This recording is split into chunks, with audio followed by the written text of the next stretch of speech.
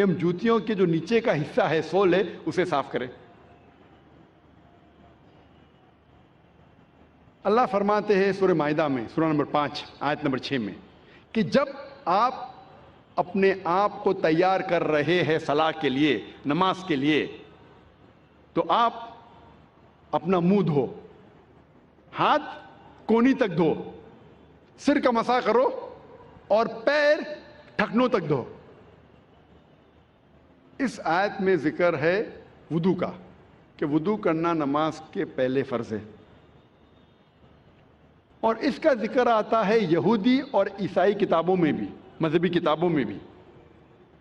جب ہم پڑھتے ہیں book of Exodus chapter number 40 verse number 31 اور 32 میں کہا گیا ہے کہ موسیٰ علیہ السلام اور ہارون علیہ السلام ان کے بیٹوں کے ساتھ انہوں نے اپنے پیر اور ہاتھ دھوئے۔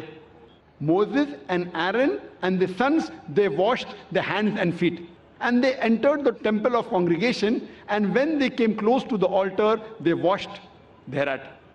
موسیٰ علیہ السلام اور ہارون علیہ السلام ان کے بیٹوں کے ساتھ ان نے اپنے ہاتھ اور پیر دھوئے، اور جب ٹیمپل اور کانگریگیشن میں داخل ہوئے، جب آلٹر کے نزدیک آئے تو ان نے اپنے آپ کو دھوئے۔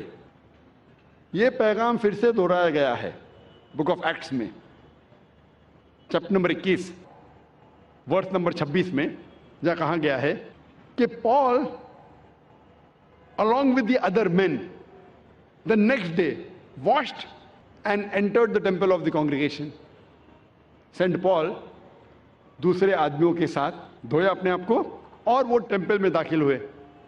تو اس سے ظاہر ہوتا ہے کہ یہودی اور عیسائی مذہب میں بھی وضو کرنا فرض ہے نماز کے پہلے۔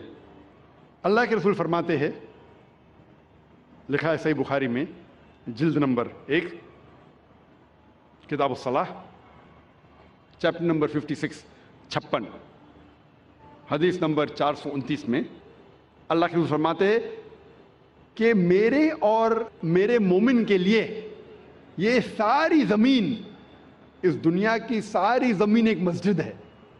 مطلب ہم مسلمان اس دنیا کے کوئی بھی حصے میں، یہ ساری زمین پہ ہم نماز پڑھ سکتے ہیں، ہمارے لیے مسجد ہے۔